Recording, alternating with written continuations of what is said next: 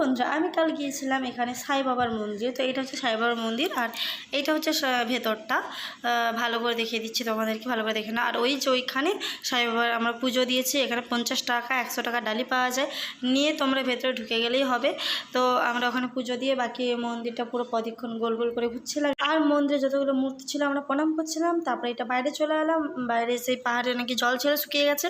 আর এখানে সবাই মিলে ধুনো দিচ্ছে, কাঠ জ্বলছে। এবার এখান থেকে সাই বাবার জন্য ধুনো দিয়ে নিয়ে গেছে। তারপরে আমরা সোজা চলে গেলাম সাই বাবার এখানে মূর্তির কাছে। এটা গোল গোল ঘুরে, আর হঠাৎ করে দেখি সাই বাবা এখানে বসে আছেন। আমি তো দেখে বাবা পুরো অবিকট সাই বাবার মতো বসে আছে। তারপরে এখানে খাওয়া হচ্ছিলো, মানে ফ্রিতে খেতে দিচ্ছিলো।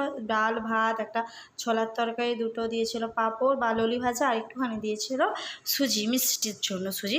তারপরে খাওয়া দাওয়া শেষে আমি আর রোহন আমরা সবাই বাড়ির দিকে রওনা দিলাম। তো টাটা বন্ধুরা, দেখা যাচ্ছে পরে ভিডিও। সাবস্ক্রাইব করতে কিন্তু ভুলো না।